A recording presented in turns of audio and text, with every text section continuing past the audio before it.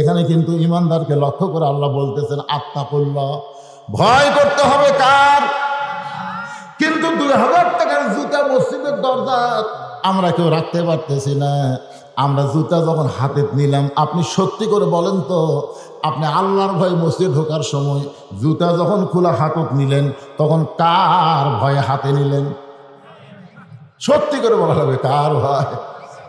তাহলে কি বলছে? আল্লাহ বলতেছেন ইমানদার 1 নম্বর গুণ হচ্ছে আত্তাকুল্লাহ, আল্লাহর ভয় করতে হবে। কিন্তু বর্তমান বাংলাদেশে ইমানদারেরা আল্লাহর ভয়ের আগে চোরের ভয় করতেছে। চোরের ভয় জুতালিয়া মসজিদের মধ্যে ঢুকতেছে। মুয়াজ্জিন বলতেছে কার ভয়? কার ভয়? আল্লাহর ভয়। তো আল্লাহর ভয় তো জুতে খেন। তখন বলতেছে ভাই রে, চোরেরও ভয় আছে। আল্লাহর ভয়, চোরের ভয় একই কলিজার মধ্যে যদি রয়, তাসদিক বিল জানান তার কোনোদিন আদায় হবে না। ভয় করতে হবে শুধুমাত্র আল্লাহর, চোরের ভয় করা যাবে না। চুরি বন্ধ করার আইন আল্লাহর কোরআনে আছে না নাই? যেরকম আছে না নাই? হযরত ওমর ফারুক অর্ধ পৃথিবীর খলিফা হওয়ার পরে তিনি ছদ্মবেশে মদিনার অলি গলি ঘুরতেছেন। হঠাৎ হযরত ওমর দেখতে পায় 2 পাহাড়ের মাঝখানে একটা গিরিপথ। সেই গিরিপথের মধ্যে একটা সুন্দরী মেয়ে ধীর গতিতে হেঁটে হেঁটে চলতেছে। ওমর ফারুক মেয়েটার কাছে গিয়ে বললেন, মা, এই নির্জন পথে তুমি একা একা চলতেছ, তোমার সামনেও কোনো মানুষ নাই, পিছনেও কোনো মানুষ নাই, তোমার অন্তরে কি কোনো ভয় ডর লাগতেছে না? মেয়েটা বলে, পথিক, তুমি কি হযরত ওমরকে চিনো? যদি হযরত ওমরকে চিনতা তাহলে এরকম বেসাইজা কথা বলতা না। ওমর যেদিন থেকে আল্লাহর কোরআন দিয়ে রাষ্ট্র চালায়, সেদিন প্রত্যেকটা মুসলমান নর নারী কলিজার মধ্যে আত্তাকুল্লাহ, শুধুমাত্র কার ভয়? শুধুমাত্র কার ভয়? আল্লাহর ভয় ছাড়া অন্য কারো ভয় তার কলিজার মধ্যে থাকে না। তার মানে বোঝা গেল আল্লাহর কোরআন দিয়ে যখন রাষ্ট্র চলবে, তখন চোরের ভয়, ডাকাতের ভয়, দুর্নীতির ভয়, কোনো ভয় মুসলমানের কলিজায় থাকবে না। খালি কোরআনের ওয়াজ শুনলে হবে না পাগলারা, এই কোরআনকে গ্রহণ করা লাগবে। গ্রহণ করে কি করবে? তা আদায় ওয়াজ শুরু না করতে আদায় করবো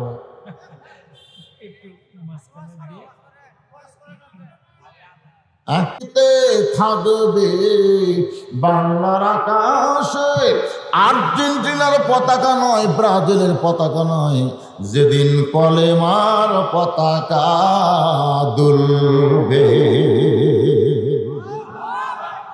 আপনাদের সকলের নিয়ত আছে নাকি? নিয়ত আছে? বুখারী শরীফের হাদিস, কিতাবুল মাগাজ অধ্যায়ের রাসূল বলতেছেন, মান সাআলাল্লাহু তাআলা আশ-শাহাদাতা বিসিদকিন বাল্লাগাহুল্লাহু মানাজিআ আশ-শাহাদা ওয়া ইম্মাতা আলা ফিরাশিহি, রাওয়াহুল বুখারী কিতাবুল মাগাজি। একেবারে স্লিপ দিয়ে তো টেবিল ভরে দিল রে বারে। আচ্ছা শোনেন, আমি বলি আগে শোনেন, যারা স্লিপ লেখা দিচ্ছেন তাদের নাম আবার বলা লাগবে না। যতগুলো স্লিপ দিচ্ছেন এই দেখেন, এতগুলো স্লিপ, এই স্লিপ বলবার গেলে তো 1 ঘন্টা লাগবে রে।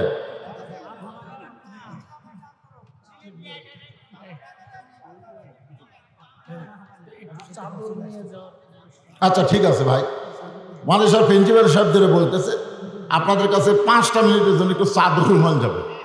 অনেকে মনে করতেছে শীতের রাত তো লোকজন যদি উঠে যায় একটা ভিতর একটা, কিন্তু আমার বিশ্বাস আল্লাহর কোরআনের প্রতি যাদের অগাধ মহব্বত, কোরআনের মহব্বতে যারা মাহফিলে বসে থাকবে, এদের কলিজায় শীত লাগবে না। কোরআনের পরশে এদের কলিজা ঠান্ডা হলেও দেহের মধ্যে ঈমান গরম হবে। জোরে কোন কথা ঠিক কি না? কোরআনের পাওয়ার আছে না নাই?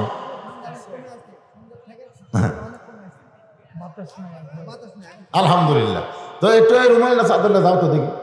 এই ছাত্ররা, কোথায় রে? যাও ভিতরে যাও।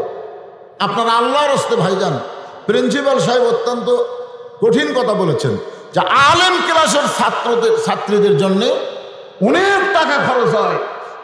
আমি নিজে যখন মাদ্রাসাত পড়ছি, শোনেন, আমি নিজে যখন মাদ্রাসাত পড়ছি তখন আমার বড় ভাইয়ের ফর্ম ফিল আপ হচ্ছে 2000 টাকা, আমার ফর্ম ফিল আপ 1000। আমাকে আব্বা বলতেছে মাদ্রাসাত পড়িস, এত টাকা দেওয়া লিখবে, অথচ বড় ভাই 2000 দিচ্ছে। এ কথা কিন্তু আমার বাপ কয়নি, কিন্তু আমি মাদ্রাসাত পড়ি, অর্ধেক টাকা কি মাদ্রাসা দিবি না? প্রত্যেকটা বাবা মাদ্রাসায় যখন ছাত্র ভর্তি করে দেয় তখন ওই সন্তানের ব্যাপারে টাকা খরচ কম করে, ধরে কারণ ঠিক কে। আর বর্তমানে মাদ্রাসার হুজুরা তো বিপদে আছে।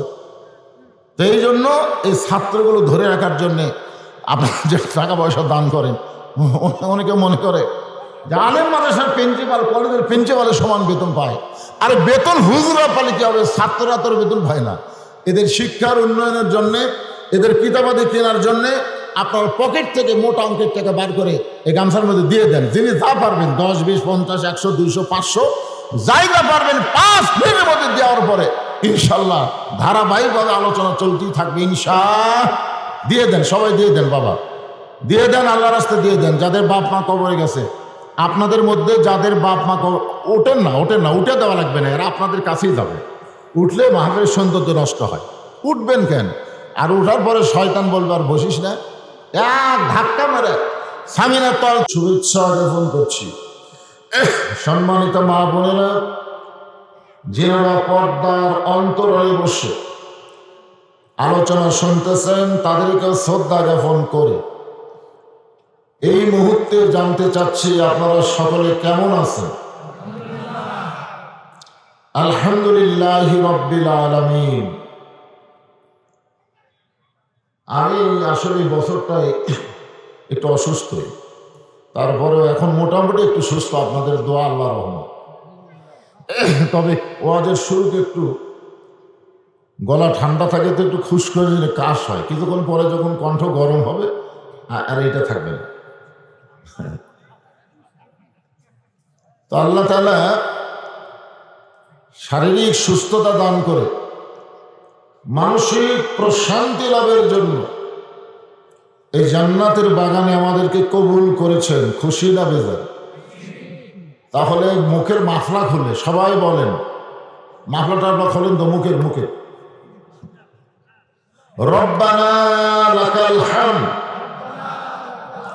হামদান কাসীরান তাইয়িবান মুবারাকান ফীহি। আমরা প্রশংসা কার করলাম? আল্লাহর প্রশংসা করলে লাভ কার? আপনারা যদি কোনো বক্তার প্রশংসা করেন আপনাদের কোনো লাভ হবে না, বরং বক্তার দাওয়াত বেড়ে যাবে। ঠিক? কোন নেতার প্রশংসা করলে আপনাদের কোনো লাভ নাই, বরং নেতার সামনে ইলেকশনে ভোট বেশি পাবে। কোন ডাক্তারের প্রশংসা করলে আপনাদের কোনো লাভ নাই, বরং ডাক্তারের রোগী বেড়ে যাবে। ধরে ঠিক কিনা? মানে যারই প্রশংসা করেন আপনাদের কোনো লাভ হবে না, বরং যার প্রশংসা করবেন তারই লাভ হবে। শুধুমাত্র একজন, তিনি হচ্ছেন আমাদের আল্লাহ।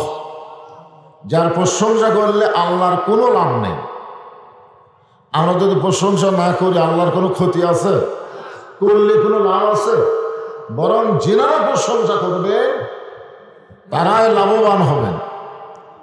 এত লাভবান হবেন যে হাসরের ময়দানে আল্লাহ তাআলা নেকি দিয়ে তার মিজানটা পরিপূর্ণ করে দিবেন।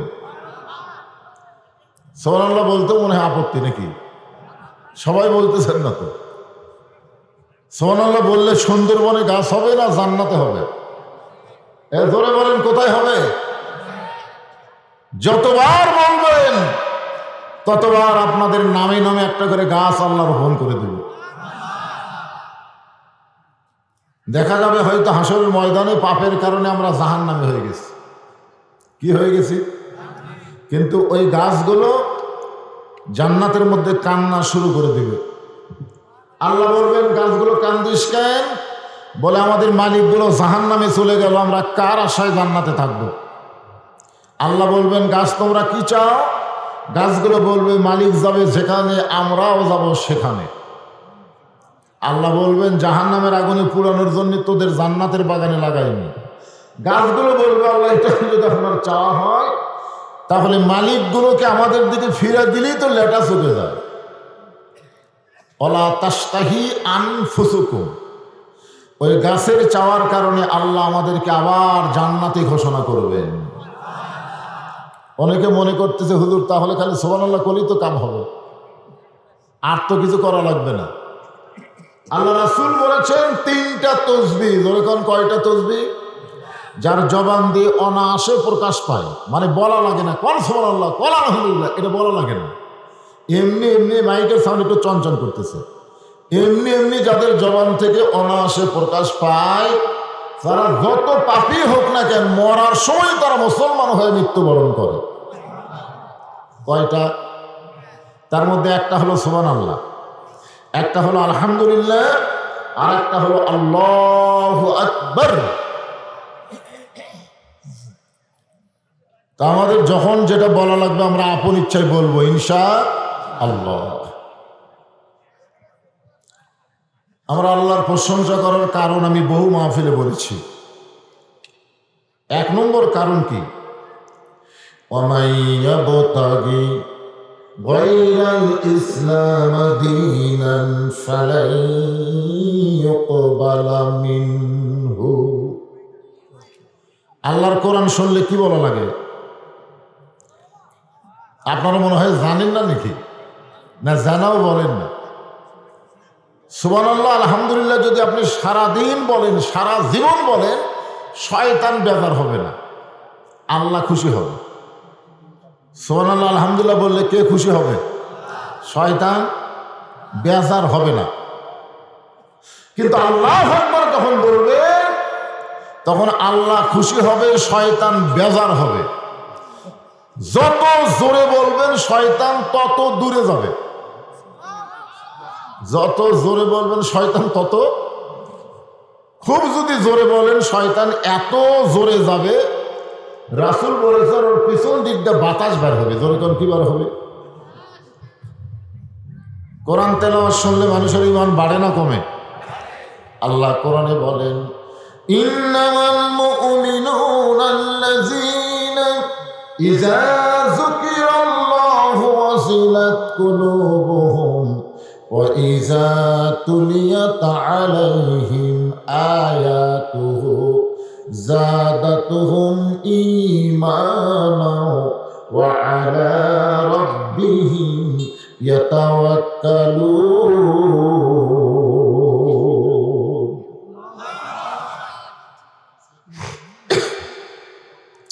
এখানে আল্লাহ কি বলতেছেন? যখন কোরআন তেলাওয়াত হয়, এই তেলাওয়াতের কারণে আল্লাহ ঈমান কি করে দেয়? বৃদ্ধি দেয়। যাদাতুহুম ঈমানান, ঈমান বেড়ে যায়। আপনারা বলেন তো ঈমান বাড়ার লক্ষণ কি? চুপ করে থাকা? ঈমান বাড়ার লক্ষণ কি? ঈমানের দাবি যদি কোরবানি হয়, সেই দাবি ঘরে বসে থাকা না। ঈমানের দাবি হলো কিছু বিনিময়, সেই বিনিময় যদি কলিজার ঘাম হয়, সেই ঘাম দিতে যেন তৈরি থাকি। ওগো দয়াময় আমার আল্লাহ দয়াময়। খালি চুপ থাকার কারণে আমাদের দেশে, আমাদের উপরে, আমাদের সমাজে অন্যায় বাড়তিছে না কমতিছে? খালি চুপ। স্বামী চুপ করার কারণে বউ ভারতের স্টার জলসা জি বাংলা দেখতেছে। জোরে কোন কথা ঠিক কিনা? আর এইগুলো দেখার কারণে মুসলমানের ঘরে হিন্দু করে পূজার বাদ্য লোলো করে বাঁচতেছে। আল্লাহ এখানে বলতেছেন ওমাই ইয়াবতাগি গায়রাল ইসলাম দীনান ফালা ইউকবালা মিনহু। আমরা আল্লাহর প্রশংসা করার 1 নম্বর কারণ হলো ইসলাম ছাড়া অন্য কোনো ধর্ম কেউ যদি গ্রহণ করে, আল্লাহ বলেছেন সেইটা কখনোই কবুল করা হবে না। এই আয়াত দিয়ে আল্লাহ বুঝাইলেন আল্লাহর কাছে একটাই মাত্র ধর্ম কবুলযোগ্য, তার নাম কি? আর সেই ইসলামের মধ্যে আল্লাহ আমাদেরকে কি করছে? কবুল করছে। এজন্য প্রশংসা কম হবে না বেশি হবে? হ্যাঁ, আল্লাহর প্রশংসা করার আর একটা কারণ কি?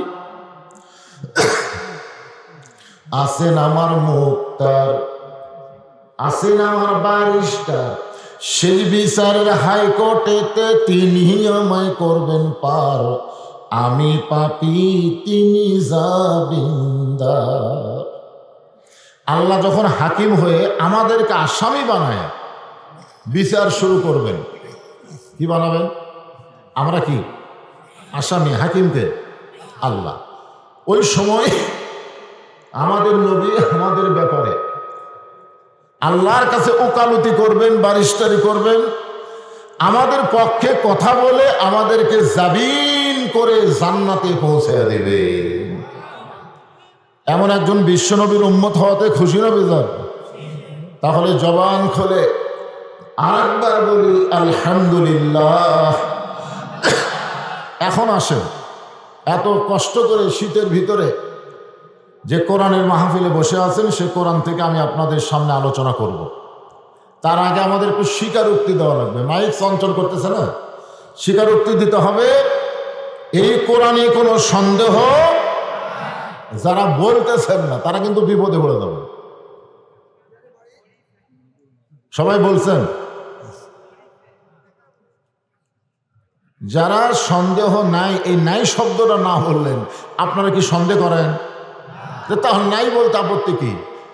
এই কোরআনে কোনো সন্দেহ, এই কোরআনে কোনো ধোঁকা, এই কোরআনে কোনো গোজামি। মাশাআল্লাহ। আপনারা যারা নাই নাই নাই কইলেন, আপনারা কি কোনোদিন এই কোরআন শরীফ হাত দিয়ে স্পর্শ করছেন? সবাই করেনি। বাংলাদেশের অনেক অনেক মুসলমান আছে যারা আজ পর্যন্ত কোরআন শরীফটাও স্পর্শ করেনি।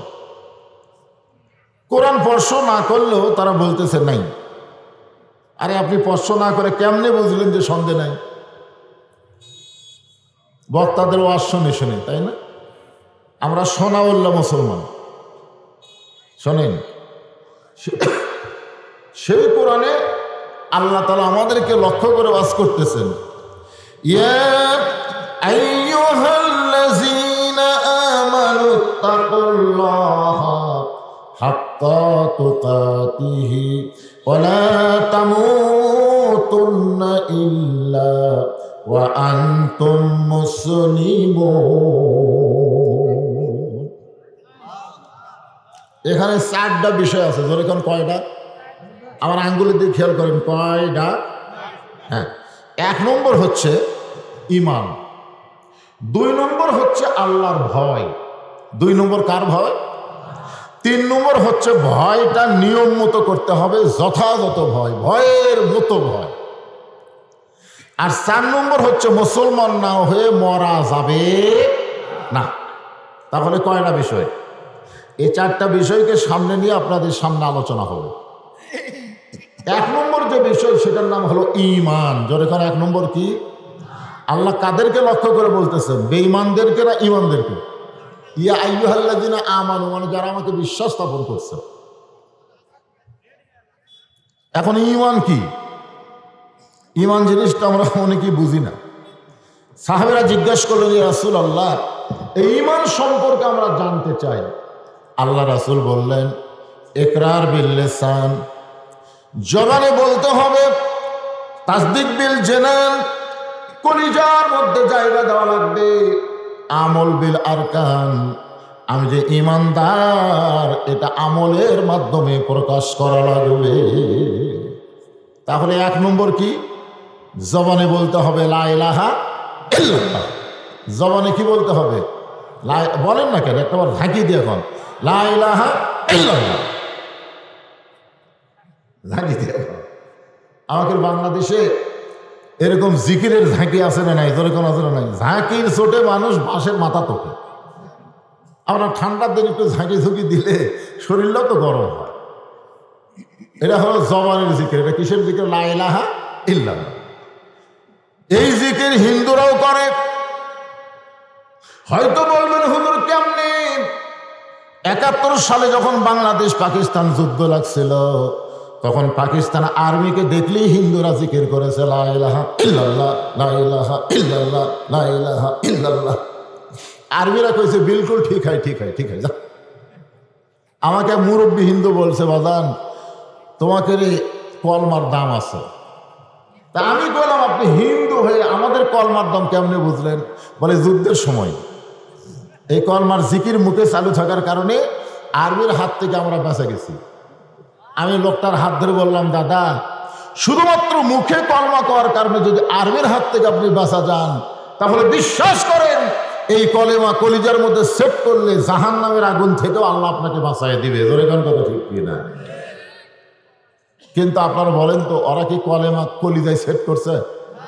আমাদের খবর কি? না খুব গরম না, অবশ্য। আচ্ছা ঠিক আছে, ঠিক আছে, কিন্তু তখন লাগবে ইনশাআল্লাহ। তো এখন আপনারা যারা আমার ওয়াজ শুনছেন, ঘন্টার পর ঘন্টা শোনেননি, কথাগুলো শোনেন নাই। আমি টেজে কোনোদিন চা পর্যন্ত খাই না। আজকে ওনারা চা দিবার চাইছিল, কিন্তু চা খাই না। তো যদি গরম পানির দরকার হয় খাবো, অসুবিধা আছে? তো যেটা বলতেছিলাম একটু খেয়াল করবেন। তাসদিক বিল জানান, যার সম্পর্কে আল্লাহ বললেন ইন্নাল্লাযীনা ক্বালু রাব্বুনাল্লাহু সুম্মা ইসতাকামু তাতানাজ্জালু আলাইহিমুল মালায়েকা আল্লা তাখাফু ওয়া লা তাহজানু ওয়া আবশিরু বিল জান্নাতিল্লাতী কুনতুম তুআদুন।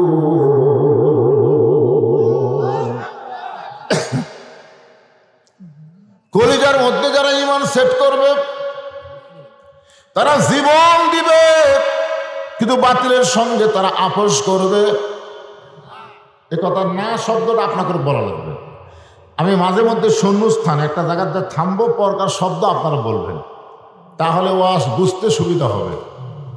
কলিজার মধ্যে যারা ঈমানের জায়গা দিবে, দরকার হলে তারা মৃত্যুবরণ করবে, কিন্তু বাতিলের সঙ্গে তারা আপোষ করবে। আমরা বর্তমানে কি বাতিলের সঙ্গে আপোষ করছি না করিনি?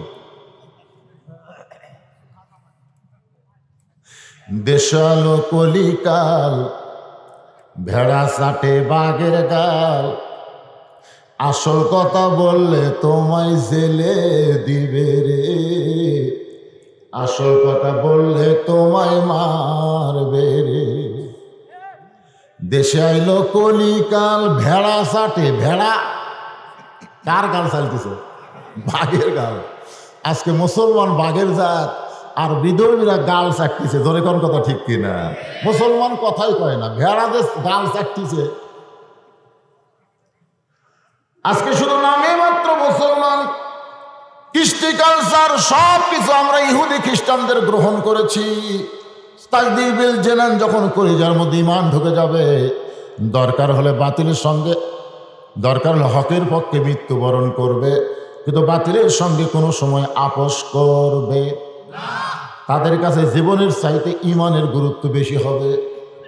তাদের কাছে জীবনের চাইতে গুরুত্ব বেশি কার? কার? তারা কোনোদিন বলবে না জীবন বাঁচান ফরজ, তারা সবসময় বলবে ঈমান বাঁচান ফরজ। বর্তমানে আমাদের বাংলাদেশে আমরা কি বলি? জীবন বাঁচান না ঈমান বাঁচান? আপনি যত চেষ্টা করেন, আপনি জীবন বাঁচাবার পারবেন না, যত চেষ্টা করেন। মাইকেল জ্যাকসন 11টা ডাক্তার রাখছিল, বাংলাদেশের টাকায় 3.5 কোটি টাকা মাসে দিত ডাক্তারদের বেতন। সে নিয়ত করছিল আমি 150 বছর বাঁচবো। কয় বছর? 150 বছর বাঁচার নিয়তে এতগুলো ডাক্তার নিয়োগ দিয়েছে। প্রত্যেকটা ডাক্তার হলো বিশেষজ্ঞ ডাক্তার, অথচ লোকটা 49 বছরে মারা গেল। কয় বছর? তাহলে কি বুঝতেছেন? 150 বছরের জায়গা 49 বছরে মারা গেল। এখান থেকে প্রমাণ করা গেল যে আমি আপনি যত চেষ্টাই করি আমাদের জীবন আমরা বাঁচাবার পারবো, তবে চেষ্টা করলে আমরা ঈমান বাঁচাবার পারবো। তাহলে এখন কোনটা চেষ্টা করবেন? যেটা চেষ্টা করলে পারবো না সেটা করবেন, না যেটা চেষ্টা করলে পারবো সেটা করবেন? যেটা পারা যাবে তার নাম কি? আরো জোরে কন। যেটা পারা যাবে না তার নাম কি? জীবন। অথচ আমরা উল্টা করতেছি, উল্টা। ঈমানের উপরে কথা শুনতে হবে। ইমান যদি না থাকে আপনি যত ভালো আমল করেন আল্লাহর দরবারে কবুল হবে? দরকার হবে নাকি? আল্লাহ রাসূল বলেছেন, আমি মায়ের পেটে থাকতে এতিম হয়েছি।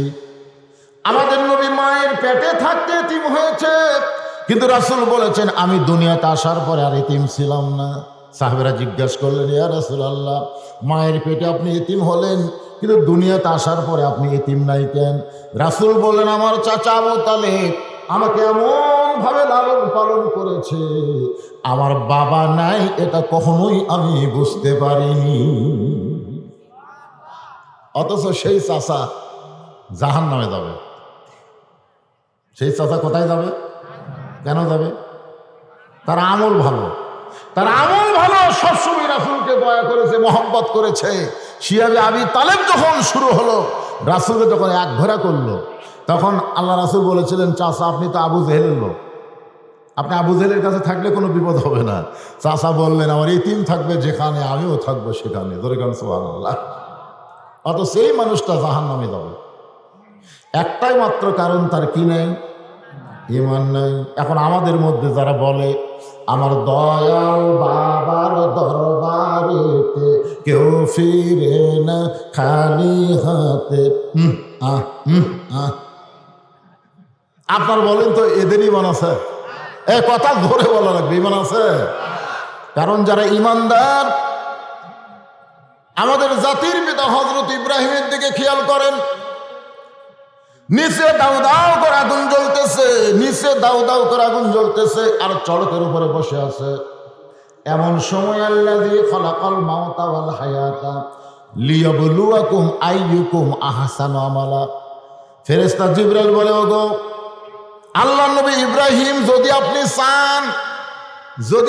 চান, আল্লাহ আমাকে 600 পাকা দিয়েছে, একটা পাকার বাতাস দিব, নমরুদের আগুনের চুলা সাগরের মধ্যে গিয়ে নিভে যাবে। যদি আপনি চান, একটা পাকার বাতাস দিলে গোটা আগুনের চুলা নিভে যাবে নদীর ভিতরে গিয়া। আমাদের জাতির পিতা তখন উপর দিকে তাকালেন, জিবরাইলের দিকে না তাকায়া তাকালেন কোন দিকে? হাসবি আল্লাহু পড়েন, যারা পারেন তারা পড়েন, আর না পারলে মনোযোগ দিয়ে শোনেন। হাসবি আল্লাহু নি'মাল ওয়াকিল অনি'মাল মাওলা অনি'মান নাসীর। ফেরে জিবরাইল, তুই কি? তুই ফেরেশতা হতে পারিস, যে তুই হলো মাখলুক, আমি ইব্রাহিমও মাখলুক। এই দুই মাখলুকের মধ্যে শ্রেষ্ঠ কে, মানুষ না ফেরেশতা?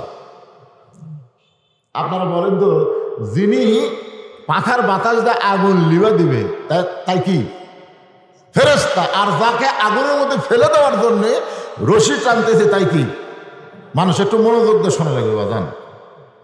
এখন আপনারা বলেন,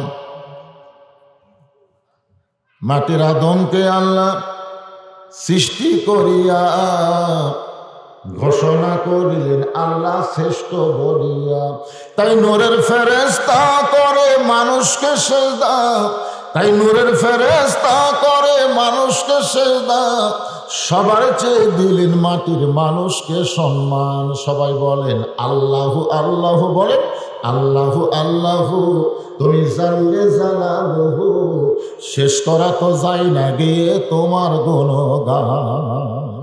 আল্লাহু আকবার। জিবরাইল যদি চাইতে হয় তাহলে কার কাছে? তাহলে দয়াল বাবার কাছে যারা চায়, মুসলমান দাবি করলেও তারা ইমানদার না। আর ইমান যদি না থাকে, তার একটা আমলও আল্লাহর দরবারে কবুল হবে। তাহলে 1 নম্বর বিষয়ের নাম কি? সবাই জোরে কর, নাম কি? ইমান 3 পর্যায়ে বলা হয়েছে। ইকরার বিল লিসান, জবানে বলাই লাগবে। তাসদিক বিল জানান, কলিজার মধ্যে সেট করা লাগবে। আমল বিল আরকান, আমলের মাধ্যমে প্রকাশ করা লাগবে। এখন আসেন, ইমানের পরে আমলের মাধ্যমে প্রকাশ করতে গেলে যে আমলটা লাগবে ইমান ঠিক রাখার জন্য, 1 নম্বর যে আমল, তার নাম কি? মানে ইমান ঠিক থাকার গেলে সবাই বলতেছেন না। আপনার মনে হয় ঠান্ডা পানির জন্য এশা নামাজ পড়েন নাকি? কি ফজর নামাজ পড়বেন বলে মনে হয়? হায় রে হায় রে, যে নামাজ সম্পর্কে রাসূল বলেছেন লা সলাতা লা ঈমানা, যার নামাজ নাই তার ঈমান নাই। যার নামাজ নাই তার কি নাই? একজন আমাকে বলে, হুজুর আমি 5 ওয়াক্ত না পড়লেও জুমার নামাজ পড়ি, আমার কি ঈমান নাই? আচ্ছা, এখানে যে বলা হয়েছে লা সলাতা লা ঈমানা, লা সলাতা লা দীনা, বাইনাল আবদি ওয়াল কুফরি তারকুস সালাত, এটা কোন নামাজ? এটা 5 ওয়াক্ত না জুম্মা? আপনাদের কি মনে হয়? এই যারা জুমার নামাজ পড়েন তারা আপনারা শোনেন, আল্লাহ সমস্ত জুমার নামাজ পড়নেওয়ালাদের বলবে তোমাদেরকে আমি জান্নাত দিয়ে দিলাম, যাও। তখন সমস্ত জুমার নামাজ পাঠীরা জান্নাতের দিকে দৌড় মারবে। জান্নাতের কাছে যায়, দেখবে বিশাল একটা তালা দেওয়া, দরজার বিশাল একটা তালা। তখন এই পাঠীরা বলবে, আল্লাহ আপনি আমাকে জান্নাত দিলেন কিন্তু তালা কেন? আল্লাহ কাছে চাবি তোমাদের কাছে আছে, ভালো করে খুঁজে দেখো। সবাই খুঁজে দেখবে, একটা করে চাবি আছে। ওই চাবিটা তালার মধ্যে ঢুকাবে ঠিকই, কিন্তু চাবি ঘুরবে না। চাবি কি হবে না? ঘুরবে না। ঢুকছে কিন্তু ঘোরে না। তো বলে আল্লাহ চাবি তো ঢুকলো কিন্তু ঘরে না। যে আল্লাহ বলে দেখো তো 5টা দাগ আছে কিনা। চাবির মধ্যে 5টা দাগ থাকা লাগবে। 1 নম্বর দাগ হলো ফজর, 2 নম্বর দাগ হলো জোহর, 3 নম্বর দাগ হলো আসর, 4 নম্বর দাগ হলো মাগরিব, 5 নম্বর হলো এশা। এই 4টা দাগ, যে 5টা দাগ যে চাবির মধ্যে থাকবে, সেই চাবি দিয়ে জান্নাতের তালা খুলে যাবে। as-salatu মিফতাহুল জান্নাহ, নামাজ হচ্ছে বেহেশতের চাবি। বেহেশতে যদি যাবার চাই তাহলে নামাজের দরকার আছে না নাই? তাহলে ঈমানকে ঠিক মতো রাখতে গেলে 1 নম্বর যেটা লাগবে তার নাম কি? সবাই বলেন, বাবা পড়েন বা না পড়েন রে, এই সত্য কথাটা বলা লাগবে তো। নামাজের কথা শুনলে মানুষের মন এত খারাপ হয় কেন? আপনি জানেন যে নামাজ যার নাই তার কিছুই নাই। যারা মাগরিব এশার নামাজ পড়েননি, আজকে নিয়ত করেন ফজর থেকে 1 ওয়াক্ত নামাজ বাদ দেব না। না পড়া জীবনের সমস্ত নামাজকে আল্লাহ মাফ করে দিবে। ধরে কোন কথা ঠিক কিনা? এই নিয়ত কি করা যায় না? এখন আসেন, বক্তার ওয়াজ দিয়ে কিন্তু এই নামাজ হবে না। বক্তার ওয়াজ দিয়ে যারা নামাজ পড়তেছেন, তার মসজিদের মধ্যে জোহরের নামাজ পড়বার ঢুকতেছেন, মনে করেন আপনাকে মান্দা কেন্দ্রীয় মসজিদে আপনি জোহরের নামাজ পড়বেন, কিন্তু আপনার পরনে আপনার পায়ে আছে 1000 টাকার জুতা, 2000 টাকার জুতা। এখন আপনি বলেন তো, এই জুতা মসজিদের দরজা থেকে কি আপনি সামনে কাতারে নামাজ পড়বার পারবেন? এখানে কিন্তু ইমানদারকে লক্ষ্য করে আল্লাহ বলতেছেন আত্তাকুল্লাহ, ভয় করতে হবে কার? কিন্তু 2000 টাকার জুতা মসজিদের দরজা আমরা কেউ রাখতে পারতেছি না। আমরা জুতা যখন হাতে নিলাম, আপনি সত্যি করে বলেন তো, আপনি আল্লাহর ভয় মসজিদ ঢোকার সময় জুতা যখন খোলা হাতত নিলেন, তখন কার ভয়ে হাতে নিলেন? সত্যি করে বলা হবে কার ভয়? তাহলে কি বলছে? আল্লাহ বলতেছেন ইমানদার 1 নম্বর গুণ হচ্ছে আত্তাকুল্লাহ, আল্লাহর ভয় করতে হবে। কিন্তু বর্তমান বাংলাদেশে ইমানদারেরা আল্লাহর ভয়ের আগে চোরের ভয় করতেছে। চোরের ভয় জুতা লিয়ে মসজিদের মধ্যে ঢুকতেছে। মুয়াজ্জিন বলতেছে কার ভয়? কার ভয়? আল্লাহর ভয়। তো আল্লাহর ভয় তো জুতে খেন। তখন বলতেছে ভাই রে, চোরেরও ভয় আছে। আল্লাহর ভয়, চোরের ভয় একই কলিজার মধ্যে যদি রয়, তাসদিক বিল জানান তার কোনোদিন আদায় হবে না। ভয় করতে হবে শুধুমাত্র আল্লাহর, চোরের ভয় করা যাবে না। চুরি বন্ধ করার আইন আল্লাহর কোরআনে আছে না নাই? যেরকম আছে না নাই? হযরত ওমর ফারুক অর্ধ পৃথিবীর খলিফা হওয়ার পরে তিনি ছদ্মবেশে মদিনার অলি গলি ঘুরতেছেন। হঠাৎ হযরত ওমর দেখতে পায় দুই পাহাড়ের মাঝখানে একটা গিরিপথ, সেই গিরিপথের মধ্যে একটা সুন্দরী মেয়ে ধীর গতিতে হেঁটে হেঁটে চলতেছে, ধীর গতিতে হেঁটে হেঁটে চলতেছে। ওমর ফারুক মেয়েটার কাছে গিয়ে বললেন, মা, এই নির্জন পথে তুমি একা একা চলতেছ, তোমার সামনেও কোনো মানুষ নাই, পিছনেও কোনো মানুষ নাই, তোমার অন্তরে কি কোনো ভয় ডর লাগতেছে না? মেয়েটা বলে, পথিক, তুমি কি হযরত ওমরকে চিনো? যদি হযরত ওমরকে চিনতা তাহলে এরকম বেসাইজা কথা বলতা না। ওমর যেদিন থেকে আল্লাহর কোরআন দিয়ে রাষ্ট্র চালায়, যেদিন থেকে আল্লাহর কোরআন দিয়ে রাষ্ট্র চালায়, সেদিন প্রত্যেকটা মুসলমান নর নারী কলিজার মধ্যে আত্তাকুল্লাহ, শুধুমাত্র কার ভয়? শুধুমাত্র কার ভয়? আল্লাহর ভয় ছাড়া অন্য কারো ভয় তার কলিজার মধ্যে থাকে না।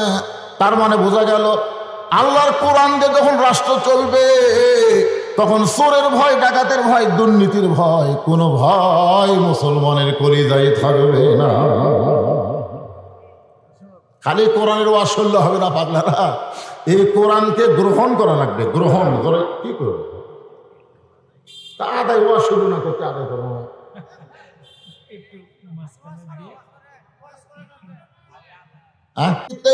থাকবে বাংলার আকাশে আর্জেন্টিনার পতাকা নয়, ব্রাজিলের পতাকা নয়, যেদিন কলেমার পতাকা দুলবে।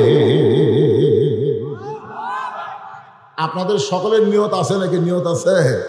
বুখারী শরীফের হাদিস, কিতাবুল মাগাজ অধ্যায়ের রাসূল বলতেছেন, মান সাআলাল্লাহু তাআলা আশ-শাহাদাতা বিসিদকিন বাল্লাগাহুল্লাহু মানাজিল আশ-শাহাদা ওয়া ইম্মাতা আলা ফিরাশিহি, রাওয়াহুল বুখারী কিতাবুল মাগাজি। একেবারে স্লিপ দিয়ে তো টেবিল ভরে দিল এবারে। আচ্ছা শোনেন, আমি বলি আগে আগে শোনেন, যারা স্লিপ লেখা দিচ্ছেন তাদের নাম আবার বলা লাগবে না। যতগুলো স্লিপ দিচ্ছেন এই দেখেন, এতগুলো স্লিপ, এই স্লিপ বলবার গেলে তো 1 ঘন্টা লাগবে রে।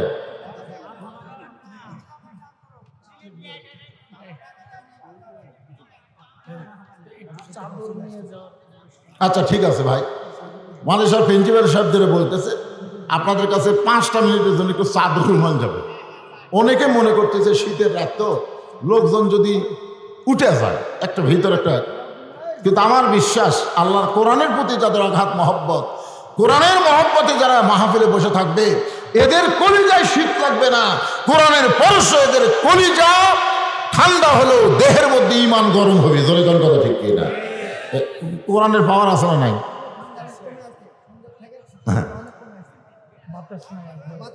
আলহামদুলিল্লাহ। তো একটু এই রুমাইলা চাদরটা যাও তো দেখি। এই ছাত্ররা, এই কোথায় রে? যাও ভিতরে যাও। আপনারা আল্লাহর রাস্তে ভাইজান, প্রিন্সিপাল সাহেব অত্যন্ত কঠিন কথা বলেছেন যে আলেম ক্লাসের ছাত্রীদের জন্য অনেক টাকা খরচ হয়। আমি নিজে যখন মাদ্রাসাত পড়ছি, শোনেন, আমি নিজে যখন মাদ্রাসাত পড়ছি তখন আমার বড় ভাইয়ের ফর্ম ফিল আপ হচ্ছে 2000 টাকা, আমার ফর্ম ফিল আপ 1000। আমাকে আব্বা বলতেছে মাদ্রাসাত পড়িস, এত টাকা দেওয়া লিখে, অথচ বড় ভাই 2000 দিচ্ছে। এ কথা কিন্তু আমার বাপ কয়নি, কিন্তু আমি মাদ্রাসাত পড়ি, অর্ধেক টাকা কি মাদ্রাসা দিবি না? প্রত্যেকটা বাবা মাদ্রাসায় যখন ছাত্র ভর্তি করে দেয় তখন ওই সন্তানের ব্যাপারে টাকা খরচ কম করে। ধরে কারণ ঠিক কিনা? আর বর্তমানে মাদ্রাসার হুজুরা তো বিপদে আছে। তো এই জন্য এই ছাত্রগুলো ধরে রাখার জন্যে আপনারা যে টাকা পয়সা দান করেন, অনেকে মনে করে যে আলেম মাদ্রাসার প্রিন্সিপাল কলেজের প্রিন্সিপালের সমান বেতন পায়। আর বেতন হুজুরা পালে কি হবে? ছাত্ররা তোর বেতন পায় না। এদের শিক্ষার উন্নয়নের জন্যে, এদের কিতাবাদি কেনার জন্যে আপনার পকেট থেকে মোটা অঙ্কের টাকা বার করে এই গামছার মধ্যে দিয়ে দেন। যিনি যা পারবেন 10, 20, 50, 100, 200, 500 জায়গা পারবেন 5 মিনিটের মধ্যে দেওয়ার পরে ইনশাল্লাহ ধারাবাহিকভাবে আলোচনা চলতেই থাকবে। দিয়ে দেন, সবাই দিয়ে দেন বাবা, দিয়ে দেন, আল্লাহ রাস্তা দিয়ে দেন। যাদের বাপ মা কবরে গেছে, আপনাদের মধ্যে যাদের বাপ মা ওঠেন না, উঠে দেওয়া লাগবে না, এরা আপনাদের কাছেই যাবে। উঠলে মাহফিলের সৌন্দর্য নষ্ট হয়। উঠবেন কেন? আর উঠার পরে শয়তান বলবে আর বসিস না, এক ধাক্কা মেরে সামিনের তল। মায়েরা যারা বসে আছেন পর্দার অন্তরালে একটু মনোযোগ দিয়ে শুনবেন। কতগুলো মেয়ে মানুষ খাতুনে জান্নাত ফাতেমা তো জোহরার সঙ্গে দেখা করার জন্য এসেছে, কিন্তু তখন ফাতেমার বাড়ির দরজা বন্ধ। কতগুলো মেয়ে মানুষ কার সঙ্গে দেখা করবে? আমার মায়েদের জন্য ওয়াজ করতেছি, আমার মায়েদের জন্য একটু শোনেন। কতগুলো মেয়ে মানুষ সাইদাতুন নিসায়ে আহলুল জান্নাত ফাতেমাতুজ জোহরা, জান্নাতি নারীদের নেত্রী হবে ফাতেমা। সে ফাতেমার সঙ্গে কতগুলো মেয়ে মানুষ দেখা করার জন্য এসে দরজায়, কিন্তু আসা দেখে দরজাটা বন্ধ। এখন দরজা বন্ধ থাকলে ওই মেয়েরা ফাতেমার সঙ্গে কেমনি দেখা করবে? কারণ ফাতেমা তো দরজার কাছে থাকে না, ফাতেমা থাকে অন্দর মহলে। যখন কোন মহলে? আমি যখন রাস্তা দিয়ে আসতেছিলাম দেখি সব মেয়েরা রাস্তায়। আপনার বলেন তো ফাতেমা কি রাস্তার থাকছে? কথা কয় না, রাস্তার থাকছে। এই মায়েরা কিন্তু ফাতেমার ওয়াজ শুনবার চায়, কিন্তু ফাতেমাকে গ্রহণ করবার চায় না। অন্দর মহলটা কি? ইমাম গাজ্জালিকে একজন ছাত্র জিজ্ঞাসা করলো, হুজুর অন্দর মহল মানে কি? ইমাম গাজ্জালি বললেন, অন্দর মহল মানে হলো কবর। অন্দর মহল মানে কবর। সমস্ত ছাত্র চমকে বলে, হুজুর অন্দর মহলকে আপনি কবরের সঙ্গে কেন তুলনা করলেন? ইমাম গাজ্জালি বললেন, একজন মেয়ে মানুষ মারা গেলে যে সকল পুরুষ মানুষ তারা দেহ ধরে কবরের মধ্যে না হওয়ার পারবে, কেবলমাত্র তারাই অন্দর মহলে প্রবেশ করার অধিকার পাবে। আমার কথা কি বুঝতে পারলেন? একটা মেয়ে মানুষ মারা গেলে তার দেহ স্পর্শ করে, দেহ ধরে যারা কবরের মধ্যে মেয়েটাকে নামাবার পারবে, একমাত্র তারাই অন্দর মহলে প্রবেশ করবে। এখন আপনারা বলেন তো, একটা মেয়ে মানুষ মারা গেলে দুলা ভাই কবর নামার পারবে? কথা কয় না। চাচাতো ভাই, ফুফাতো ভাই, মামাতো ভাই, খালাতো ভাই, শুধুমাত্র সহোদর ভাই ছাড়া অন্য কোনো ভাইয়ের খাওয়া নাই। তাহলে কবরে যারা নামাবার পারবে তারাই শুধু অন্দর মহলে ঢুকতে পারবে। পাইকারি হারে সব পুরুষ মেয়েদের অন্দর মহলে ঢুকতে পারবে না। সামনে একটা ছোট্ট বাচ্চা দৌড়াদৌড়ি করতেছে, তো মেয়েদের মধ্যে একজন ডাকছে, এরকম ডাকছে, দেখা বলতেছে, বাবু তোমার নাম কি? তো বলে, আমার নাম হলো হোসাইন ইবনে আলী। নাম কি? হোসাইন ইবনে আলী। মেয়েরা বুঝবার পারছে এই সন্তান তো ফাতেমার উদর থেকে হয়েছে, কারণ আলী হলো ফাতেমার স্বামী, আর হোসাইন বলতেছে আলী হলো আমার বাপের নাম। আপনার বলেন তো, সন্তান ভালো মন্দ হওয়ার পেছনে বাপের অধিকার বেশি না মায়ের দায়িত্ব বেশি? কথা কয় না? বাবা আনন্দে মাতিয়া সাগরে ভাসাইয়া সেই যে চইলা যায় খবর লয় না। মাজন ধরিয়ায় উদরে কত কষ্ট করে, 10 মাস পরে পায় প্রসবের বেদনা। এমন দরদি ভবে কেউ হবে না আমার মা গো। মেয়েরা বলতেছে, বাবা আমরা তোমার মায়ের সঙ্গে একটু দেখা করবার চাই। তুমি তোমার অন্দর মহলে গিয়া মায়ের কাছ থেকে অনুমতি নাও, তোমাদের মা আমাদের সঙ্গে দেখা করবে কিনা। হোসেন বলতেছে, কোনো টেনশন নাই, কোনো চিন্তা নাই। এইবেলা হযরত হোসেন ছোট্ট মানুষ দৌড় মারছে। কেন দৌড় মারছে? তার মা মেয়েদের সঙ্গে দেখা করবে কিনা এটা অনুমতি নেওয়ার জন্যে। যখন হোসাইন দৌড় মারতেছে, প্রথম যে ঘরটা পড়েছে, ওই ঘরের মধ্যে হযরত আলী আল্লাহর কোরআন তেলাওয়াত করতেছে। সুবহানাল্লাহ। হোসাইন বাইরে থেকে যখন দৌড় মারতেছে, ওই ঘরের মধ্যে কোরআন পড়তেছে কে? হোসাইনের বাপের নাম কি? হযরত আলী কোরআন শরীফ পড়তেছেন। ইন্নামাল মুমিনুনা আল্লাযীনা ইযা যুকিরাল্লাহু ওয়াজিলাত কুলুবুহুম ওয়া ইযা তুলিয়াত আলাইহিম আয়াতুহু যাদাতুহুম ঈমানা ওয়া আলা রাব্বিহিম ইয়াতাওয়াক্কালুন।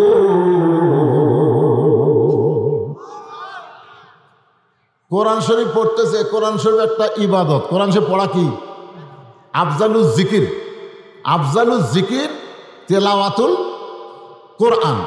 সবচাইতে উত্তম জিকির হলো কোরআন তেলাওয়াত করা। জিকির করা কার ইবাদত? এই জোরে কোন কার ইবাদত? হযরত আলী যখন কোরআন তেলাওয়াত করে, এমন সময় হুসাইন বাহির থেকে দৌড়ে আসতেছে, মায়ের ঘরের দিকে যখন যাবার চায় সঙ্গে সঙ্গে হযরত আলী বললেন থাম থাম। যেই কইছে থাম, হোসেন ব্রেক করছে। আলী বলতেছে বারা খেলাধুলা করতেছিলি, তো খেলাধুলা বাদ দিয়ে ঘরের মধ্যে দৌড়ে এসে মায়ের ঘর দিকে যাবার চাষ, ব্যাপার কি? হোসেন বলতেছে আব্বু, কতগুলো মেয়ে মানুষ মার সঙ্গে দেখা করবে, কতগুলো মেয়ে মানুষ কার সঙ্গে দেখা করবে? মায়ের সঙ্গে দেখা করবে। তো মা এখন দেখার অনুমতি দিবে কিনা সেটা নেওয়ার জন্য আমি মায়ের ঘরে ঢুকতেছি। হযরত আলী বললেন তোর বয়স কত? তোর বয়স কত? হুসাইন বলে আমার বয়স কত আপনি ভালো জানেন। আলী বলতেছেন এই জন্যই তো তোরে থামাইছি, কারণ তোর বয়স এখন 4 বছর চলতেছে। 4 বছরের কোনো বাচ্চা যখন তখন মায়ের ঘরে ঢুকতে পারবে না। মায়ের ঘরে ঢুকতে গেলে মায়ের অনুমতি লাগবে। এ মায়েরা যারা পর্দার অন্তরালে একটু মনোযোগ দিয়ে শুনবেন, 2 বছর পর্যন্ত বাচ্চার বয়স। ওই সময় যদি কোনো স্বামী তার বউকে আদর করে আর বাচ্চা যদি ঘরের মধ্যে চেতন থাকে কোনো সমস্যা নাই, কারণ 2 বছর বাচ্চারা হাসতে পারে, দেখতে পারে, কিন্তু বুঝবার পারে, হ্যাঁ বুঝবার পারে না। আপনি 2 বছরের বাচ্চা হয়তো খাটের উপর শুয়ে আছে, চেতন আছে, আপনি বউ চাপা ধরলেন হাসবি, কিন্তু বুঝবার পারবি না। কিন্তু যখনই 25 মাস হয়ে যাবে, 2 বছর অতিক্রম করে 25 মাস যখন বয়স হবে, 2 বছর একটু বেশি হবে, তখন বাচ্চা খালি দেখবে না, এটা চোখ দিয়ে ফোকাসের মতন ধরে এটা কলিজার মধ্যে মেমোরি করবে, এটা লোড করবে। বেড়ে এসে সকালবেলা বলতে পারে আব্বা তাই মা চাপা ধরছিল রে। তাহলে কি বুঝলেন? কি বুঝলেন? নিজের সন্তান যদি 2 বছরের বেশি বয়স হয়, ওই সন্তানের সামনে আমার হালাল বউকেও আমি আদর করতে পারবো। যদি সন্তান ঘুমায়া যায় তাহলে কোনো টেনশন তাও আছে। এখনকার বাচ্চারা ঘুমের মধ্যে অভিনয় করে, তোর এখন কথা ঠিক করে। সবচাইতে ভালো হবে যে ঘরে বাচ্চা থাকে এই ঘরে স্বামী স্ত্রী মহব্বত করা ঠিক। যদি আপনি খুবই বিয়ে হয়ে যান তাহলে আপনার ছেলেকে সন্তানকে মায়ের কাছে পাঠিয়ে দিবেন। কার মা? আপনার মাও যদি জীবিত না থাকে শাশুড়ির কাছে পাঠাবেন। যদি এগুলো না থাকে তাহলে লজিন কেনার জন্য পাঠিয়ে দিবেন। সন্তানের সামনে নিজের হালাল বউকে আদর করা যাবে না। আর আগামী মাসে 14ই ফেব্রুয়ারি ভ্যালেন্টাইন ডে, অনেকে কাতি মাসে কুত্তার মতন জোহরা লাগিবে। কথা ঠিক কিনা? রাস্তাঘাট, কলেজ, ভার্সিটি, হায় হায় রে। হযরত আলী বললেন হুসাইন তোমার 4 বছর বয়স, ওই দরজার মেয়েদের জন্য অনুমতি নেওয়ার আগে তোমার অনুমতি নেওয়া লাগবে। তোমাকে বলতে হবে মা আমি হুসাইন একটু ঘরে আসতে চাই। মা যদি বলে এখন আসা চলবে না, 2 মিনিট পরে আয়। আবার যদি বলে আসো, কোনো সমস্যা নাই। আবার মেয়ে যখন বড় হবে, শোনেন এটা একটা সুন্দর ফতুয়া, মেয়ে যখন বড় হবে তখন বাবা ইচ্ছা মতো মেয়ের ঘরে ঢুকতে পারবে। কথা কানা কেন পারবে নাকি? মেয়ে বড় হলে আপনি ইচ্ছা মতো ঢুকতে পারবেন না। জোহরের নামাজের পরে আল্লাহর নবী ফাতেমার ঘরের দরজায় ডাক দেয়, ফাতেমা আমি নবী একটু তোমার ঘরে ঢুকতে চাই, কারণ সকাল থেকে তোমার মুখটা দেখিনি মা, তোমার মুখটা দেখার জন্য আমার মনটা কাঁদতেছে। ফাতেমা বলতেছেন বাবা এখনকার মতো আপনি ফেরত যান, এখন আপনার জন্য ঘরের দরজা খুলতে পারবো না। নবী ফেরত চলে গেলেন। আসরের নামাজের পরে আল্লাহর নবী ডাক দিয়ে বলে ফাতেমা সকাল থেকে তোর মুখটা দেখিনি মা, এখন একটু দরজা খুলে দে, আমি একটু ঘরে ঢুকে তোর চেহারা দেখতে চাই। ফাতেমা ছোট বাচ্চার মতন কান্দে দরজায়। রাসূল বলে কান্দার কারণ কি? ফাতেমা বলে বাবা আপনি কি জানেন না আপনার মেয়ে বড় হয়ে গেছে?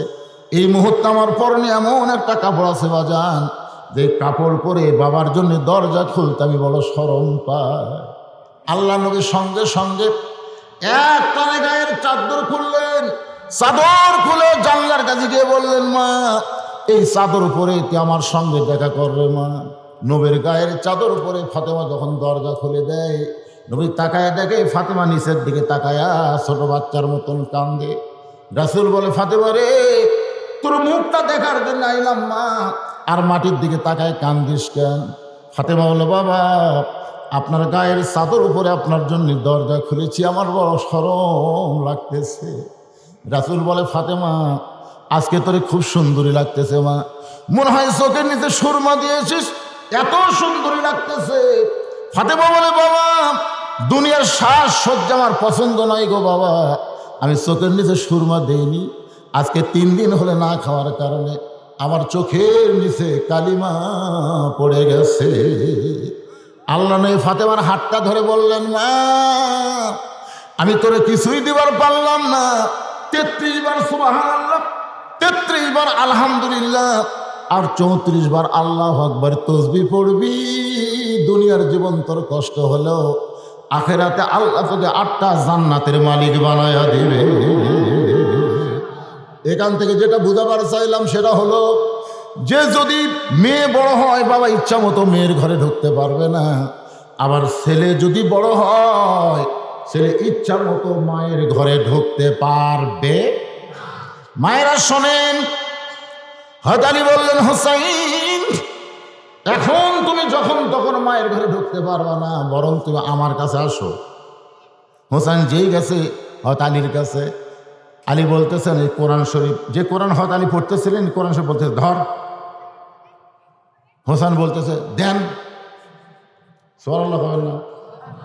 সন্তানকে বলতেছে কোরআন শরীফ ধর, আর সন্তান বলতেছে দেন। এখনকার ছেলেবেলে যদি বলা হয় কোরআন শরীফ ধর, হাতে ধরবি? খেয়াল করে দেখবি আমার শরীরই ঠিক নেই, কারণ এইটা ধরবার গেলে শর্ত আছে ভাইজান, আপনি ইচ্ছা মতো দৌড়ে সেটা ধরবার পারবেন না। বলা হয়েছে লা ইয়ামাসসুহু ইল্লাল মুতাহহারুন, যতক্ষণ পর্যন্ত তুমি স্পর্শ করতে পারবা না, যতক্ষণ পর্যন্ত তুমি পবিত্র না হও। প্রাইমারি 1-এর ছেলে, আমি অনেক মাহফিলে বলি, পেশাব দিয়ে 40 লিখছে, পেশাব দিয়ে, এটা খাড়া হয়ে পেশাব করতেছে, এর যন্ত্র ধরে আগে লিখছে 4, পরে দিচ্ছে 0। আমি বললাম কে রে, মারছে দৌড়, দৌড়ে গিয়ে সামনে বললাম কে রে পাগল, কোথায় পড়িস? প্রাইমারি পড়িস চাচা। তো কেমনে পেশাব করা লাগে তোর স্যার তোকে শিখায়নি? তুই তো দাঁড়ায় পেশাব করে 40 লিখলি, পেশাব কেমনে করা লাগে শিখায়নি? তখন বলে চাচা দেখি খয় প্রাইমারি পেশাবখানার দিকে আমার স্যারই খাড়া হয়ে পেশাব করে, আর স্যারই বলে খাড়া হয়ে করে। তাহলে হোসেনের হাতে হযরত আলী কি দিচ্ছেন? এ কথা কন না কেন, কি দিচ্ছেন? আর আপনার সন্তানের হাতে আপনি কি দিলেন যার কারণে খাড়া হয়ে মারতেছে? টাচ মোবাইল দিছে, আগডম বাগডম ঘোড়াডম সাজে, ভাগ ঢোল জাজর বাজে, বাজতে বাজতে চললো ঢুলি, ঢুলি গেল কমলা ফুলি। আপনারা সত্যি করে বলেন তো, এই কবিতার মধ্যে একটা কথা সত্যি আছে? একটা কথা সত্যি পাবেন? পরের পৃষ্ঠা উল্টায় দেখেন আর এক কবিতা, আইরে আই টিয়ে নাই ভরা দিয়ে, নালে গেল বল বাসে, তাই না দেখা বুধর নাচে। আপনারা বলেন তো, এইরকম শিক্ষা গ্রহণ করে এরা কি হয়ে মুক্তি? কারণ ওরা জানে আমরা যে শিক্ষা গ্রহণ করতে সম্পূর্ণ মিথ্যা। আর সেই প্রাইমারির জন্য বর্তমান শিক্ষামন্ত্রী শিক্ষার বাজেটে কোটি কোটি টাকা চায়। ধরে কোন কথা ঠিক কিনা? আয় হায় সুবহানাল্লাহ। আপনার সন্তানকে মাদ্রাসা দিবেন। বাংলাদেশে 2টা ক্রিকেটার আছে, একটা হলো মোস্তাফিজ। এই যুবকেরা শোনো, একজন ক্রিকেটারের নাম কি? মোস্তাফিজ, আর একটা ক্রিকেটারের নাম হলো সাকিব আল হাসান। মোস্তাফিজ ওই হাই স্কুলে পড়ে, ওই কলেজে পড়ে, ওই খালি বল করে, এর বেশি আর মোস্তাফিজ পারে না। আর সাকিব আল হাসান বলও করে ব্যাটও করে। আপনার এই হাই স্কুলের কোনো ছেলে এসএসসি পাস করে আলিমে ভর্তি হওয়ার পারবে না, আর এই মাদ্রাসার দাখিল পাস করে সে ইন্টারে ভর্তি হওয়ার পারবে। ধরে কোন কথা ঠিক কিনা? এই জন্য মাদ্রাসায় পড়ালে আপনার ছেলে হবে অলরাউন্ডার, অলরাউন্ডার। আর জেনারেল শিক্ষা দিলে হবে শুধু রাউন্ডার, মোস্তাফিজের মতন, খালি ওই পারে, আর বেশি পারে না। আল্লাহর বান্দারা, এই মাদ্রাসার কোরআনের শিক্ষাকে বলা হয় রুহানি শিক্ষা। কোরআনের শিক্ষাকে বলা হয় রুহু।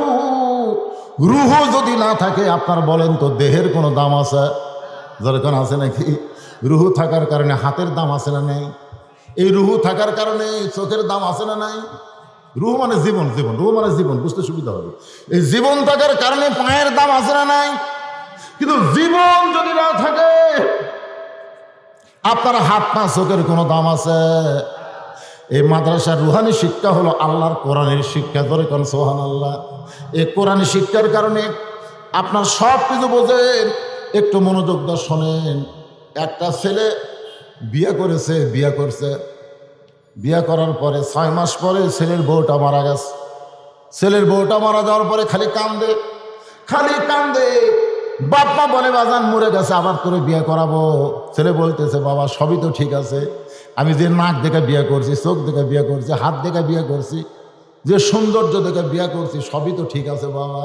বাপ কান্দের বলে বেটা রে, তুই যেগুলো দেখে বিয়ে করছিস সেইগুলো সবই ঠিক আছে, কিন্তু যেটা দেখিসনি সেই জীবন চলে গেছে।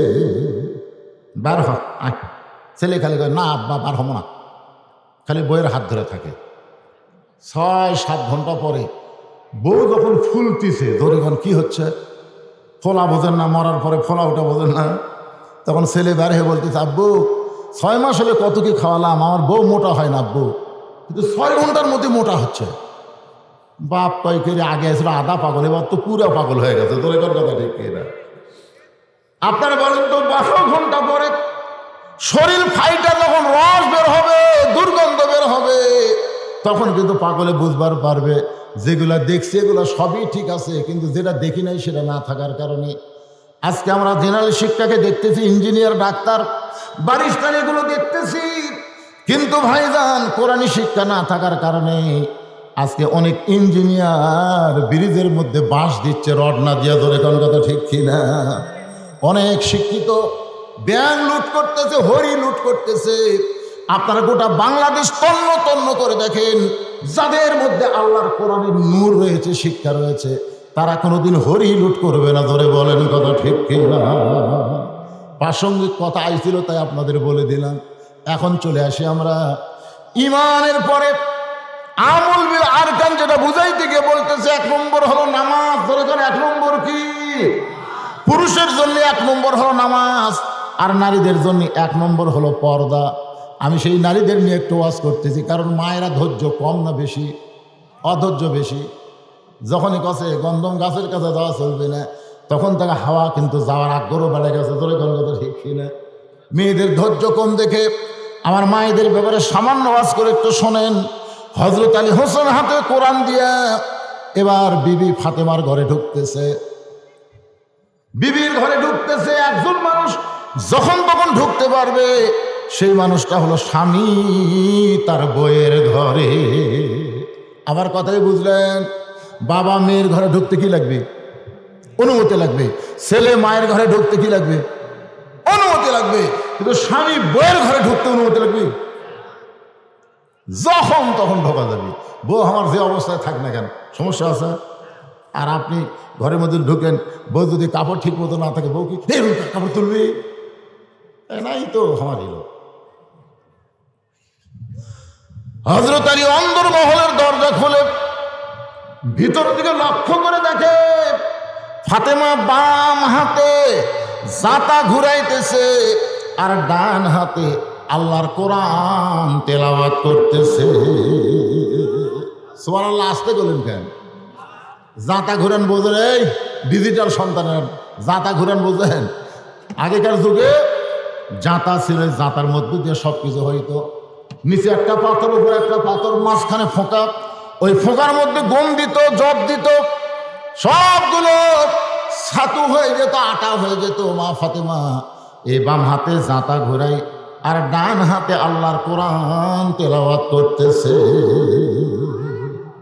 এই দৃশ্য দেখার পরে হযরত আলী মনে মনে বলে, মাবুদ, আমার ভাঙ্গা ঘরের মধ্যে দামি কোনো সম্পদ নাই, আমার খাট নাই, পালং নাই, কিন্তু ভাগ্য গুণে এমন একটা বউ পাইছি, যে বউটা ঘরে থাকার কারণে আমার ঘরটা যেন আল্লাহর জান্নাত হয়ে গেছে। কার জান্নাত? আপনার কি মনে করতেছেন? জান্নাত বোঝেন? দুনিয়ায় যদি রব্বানা আতিনা ফিদ দুনিয়া হাসানা, অফিল আখিরাতি হাসানা, কোনোদিনও হবে না। রাসূল বলেছেন দুনিয়ার সৌন্দর্য আদায় করতে গেলে একটা জান্নাতি বউ লাগবে, পর্দানিশী বউ লাগবে, ভালো একটা বউ লাগবে। যার বউ ভালো তার কর্মগুলো সব ভালো হবে। জোরে গান সুবহানাল্লাহ, সুবহানাল্লাহ গান। আজকে যত দুর্নীতি হচ্ছে খোঁজরা দেখবেন এই বইয়ের কারণে।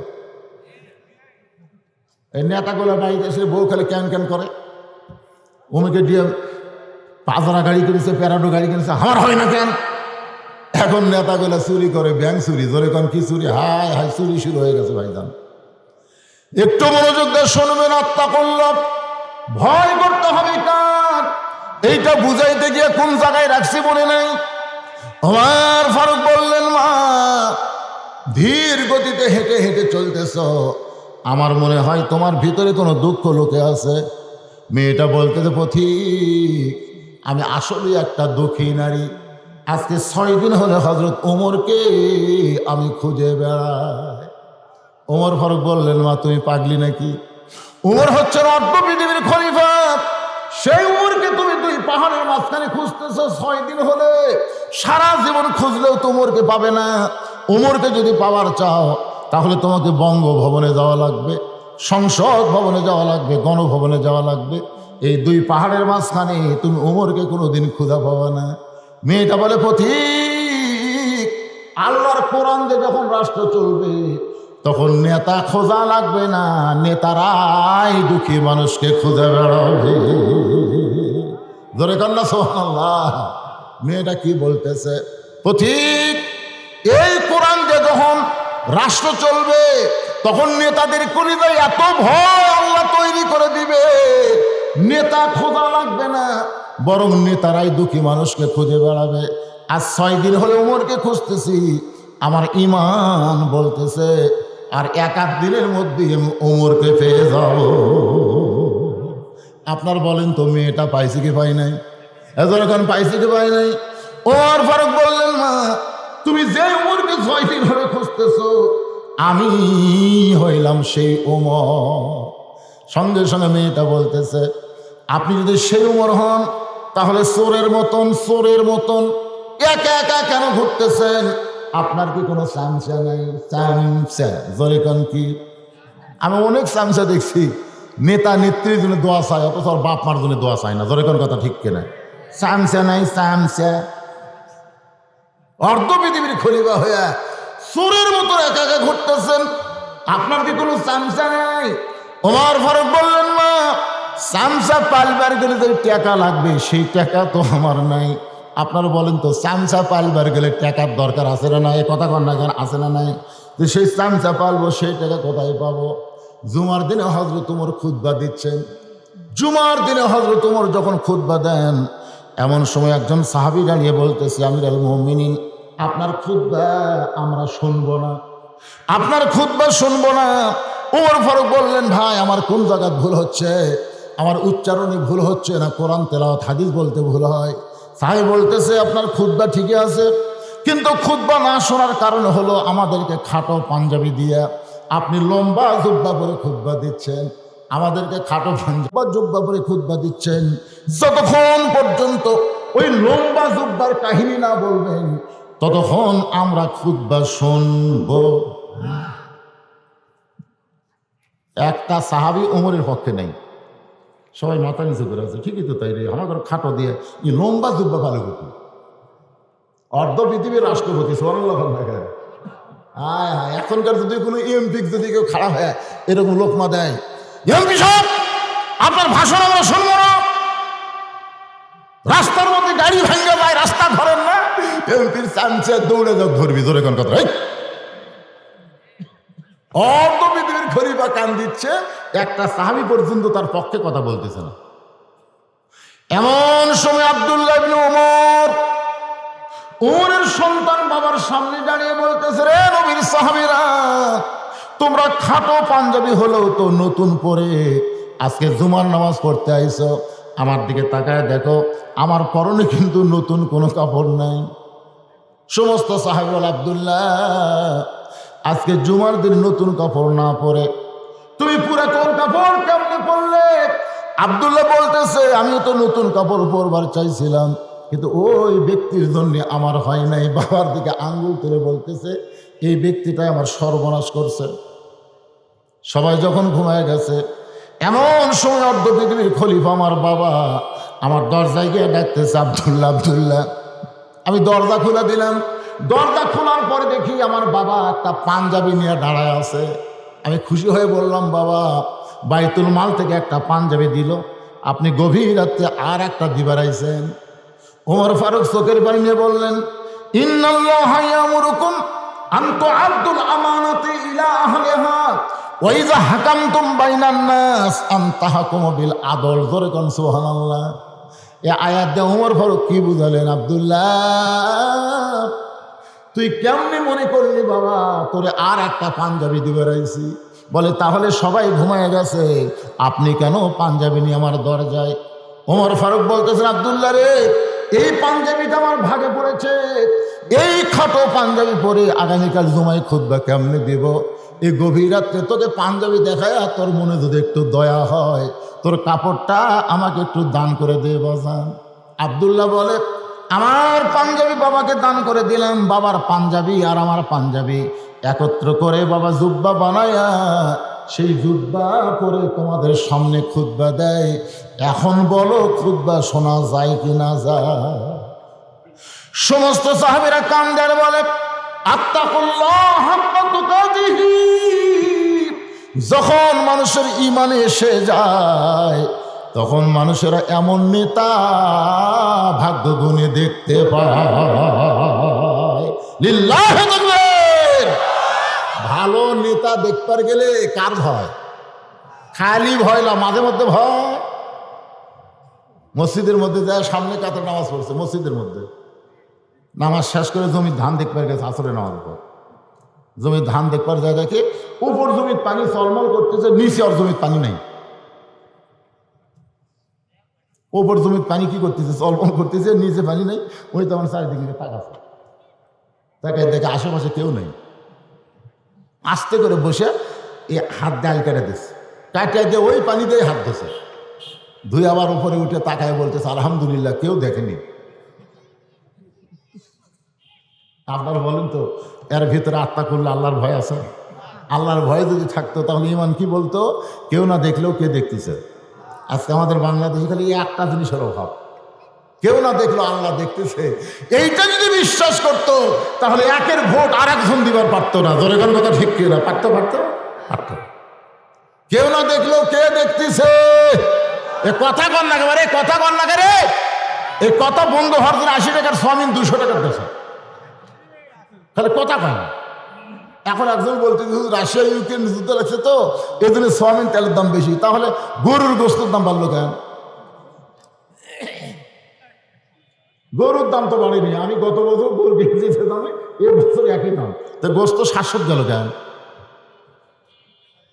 চরম জুলুম চলতেছে, চরম জুলুম চলতেছে। তোর এখন ঠিক কিনা? তাহলে এই কথা না বলার কারণে, কথা বলবার গেলে আগে চারিদিকে তাকায়, দেওয়ালের কান আছে। যাই কবি দেওয়ালের কান আছে, ইমান গেছে। আপনার কিন্তু দেওয়ালের কান আছে, এ কথা কন না কেন? দেওয়ালের কান আছে। সামিউম বাসির, কে দেখতেছে কে শুনতেছে? আরো জোরে কন। কেউ না শুনলেও আল্লাহ শুনতেছে, কেউ না দেখলেও আল্লাহ দেখতেছে।